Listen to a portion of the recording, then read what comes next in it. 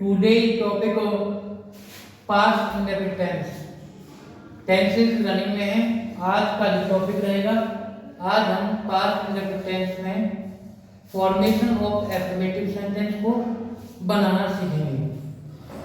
तो past indefinite tense को पढ़ने से पहले, जैसा कि लास्ट वीडियो में आपको प्रेजेंट इंडेफिनिट टेंस में affirmative, negative, single type interrogative, double type interrogative आपको पढ़ाया।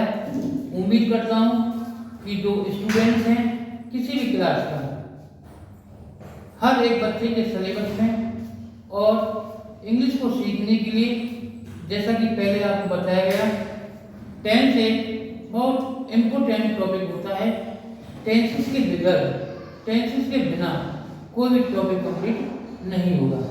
तो प्रेजेंट इंडेफिनिट को क्लियर करने के बाद आज की जो वीडियो है पास्ट इंडेफिनिट टेंस को लेकर चलती है।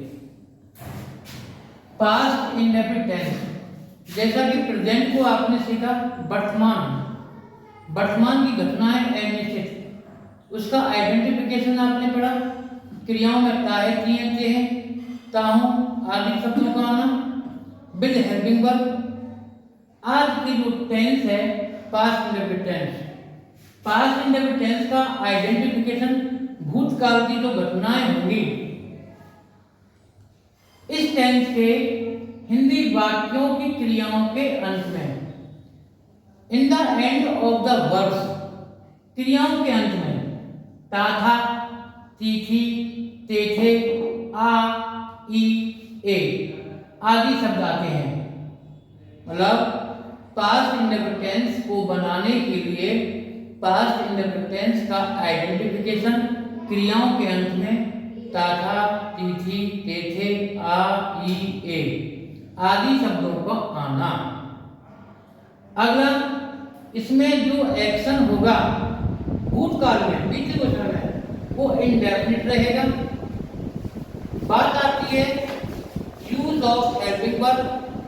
There only one helping verb is this tense.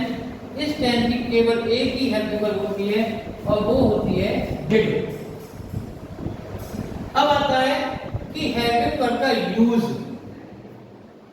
और पास्ट टेंस में कल की अंग्रेजी के लिए यस्टरडे का प्रयोग होता है। तो पास्ट टेंस में कल की अंग्रेजी के लिए यस्टरडे का प्रयोग किया जाता है आइडेंटिफिकेशन के रूप में। टाटा थे, आई आदि शब्द आते हैं। और बात होती है हेल्पिंग वर्ब की, तो इसका जो फॉर्मेशन है एफर्मेटिव वाक्यों को बनाने का, मतलब पास्ट इंडेफिनिट टेंस के एफर्मेटिव वाक्यों को आप जब बनाओगे तब सबसे पहले सब्जेक्ट आएगा। और इस टेंस के एफर्मेटिव में, पास्ट इंडेफिनिट टेंस के एफर्मेटिव सेंटेंसेस में डिड का प्रयोग नहीं होगा, वर्ब की सेकंड फॉर्म, जो मेन वर्ब है उसकी सेकंड फॉर्म आएगी। वर्ब की तीन फॉर्म होती हैं, first form, second form, third form. तो यहाँ पर हम एफर्मेटिव में पास्ट इंडेफिनिट के अंदर वर्ब की सेकंड फॉर्म का यूज करेंगे, उसके बाद ऑब्जेक्ट, फिर अदर वर्ड। जैसे उसने मुझे पढ़ाया, पहचान के रूप में इसका आइडेंटिफिकेशन पढ़ाया, बीते वचन में। तो उसने की अंग्रेजी सब्जेक्ट में क्या आएगा, ही। जैसा कि फॉर्मेशन है मेन वर्ब, सब्जेक्ट के बाद मेन वर्ब, और मेन वर्ब है पढ़ाया, और पढ़ाने के फर्स्ट फॉर्म है टीच, और टीच की सेकंड फॉर्म है टॉट। तो यहाँ पर आप TAUGST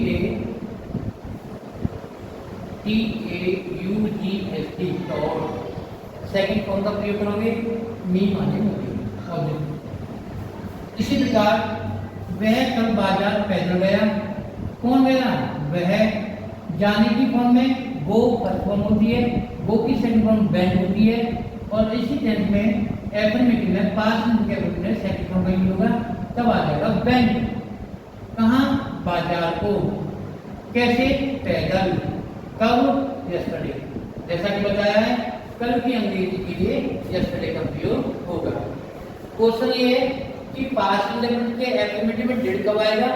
जैसा कि आपको बताया, जब वाक्य में तो अवश्य कोई नेसेसिटी हो, बीच उसमें अवश्य तब हम अरिथमेटिक में पास्ट इंडेफिनिट के अरिथमेटिक में डिड का प्रयोग वर्किंग फॉर्म के साथ कर सकते हैं। जैसे वह बाजार गया तो था, गया तो था, तो ही डिड गो टू मार्केट। वरना इसका formation subject main working second form object it is. आज की वीडियो में हमने पास्ट इंडेफिनिट के अरिथमेटिक को पढ़ा। थोड़ा एक्स्ट्रा नॉलेज के लिए कुछ प्रीपोजिशंस, क्योंकि बोर्ड के एग्जाम भी नजदीक आ रहे हैं और अदर क्लासेस के भी एग्जाम्स आएंगे, तो उसमें कुछ प्रीपोजिशंस टेंस में यूज होती हैं, इंपॉर्टेंट प्रीपोजिशन होती हैं। और प्रीपोजिशन का जब वीडियो आपको पढ़ाया जाएगा तब उसमें प्रीपोजिशन को और क्लियर किया जाएगा। लेकिन कुछ प्रीपोजिशन में आपको फिर टेंस में मेनली यूज होती हैं, वो आपको आज कुछ बताऊंगा इसके संबंध में। जैसे वे नदी में कूदते थे। पहचान आइडेंटिफिकेशन, क्रिया में कूदते थे, ताथा चीजें थे, पास्ट इंडेफिनिट टेंस है। सेंटेंस वे नदी में कूदते थे, एफर्मेटिव है, पास्ट इंडेफिनिट का एफर्मेटिव है। सब्जेक्ट वे दे कूदते थे, जंप इसका सेकंड फॉर्म जंप्ड। अब बात आती है इनटू द रिवर। जो मिस्टेक ज्यादातर बच्चे करते हैं वो इन और इनटू में कर जाते हैं। भाई जब मोशन होगा, कूदेंगे तो मोशन होगा, और जहाँ इस प्रकार मोशन होगा, गति होगी, उस पोजीशन में हम यहाँ पर इनटू का प्रयोग करेंगे। अब बात आती है सर इन क्यों नहीं आया। इन जब आता, जब वो स्थिर अवस्था में होता, वे नदी में स्नान करते थे, नदी में स्नान करते थे, तो वो ऑलरेडी नदी के अंदर है, तब उस पोजीशन में आपको इन लगाना है। और जंप वगैरह जब मोशन करोगे इनटू का प्रयोग करना है। ठीक, और एग्जांपल में देखते हैं दूसरा सेकंड एग्जांपल।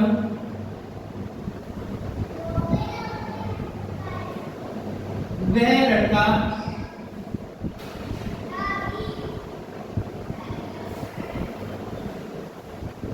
दरवाजे पर बैठता था। टेंस पास्ट इंडेफिनिट, बैठता था।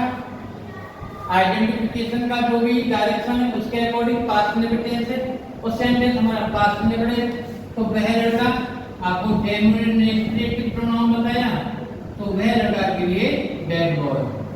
ये छोटी छोटी जानकारियां हैं लेकिन बहुत मोस्ट इम्पोर्टेंट है। अक्सर स्टूडेंट्स जो मिस्टेक्स करते हैं, टेंस का आइडेंटिफिकेशन क्या है वो एक अलग टॉपिक है, लेकिन जो प्रीपोजिशंस हैं ये हमारे सिंटैक्स का टॉपिक बन जाता है, क्योंकि error noun, pronoun, adjective, verb, article कहीं भी हो सकता है। तो ये ध्यान रखने के लिए दैट बॉय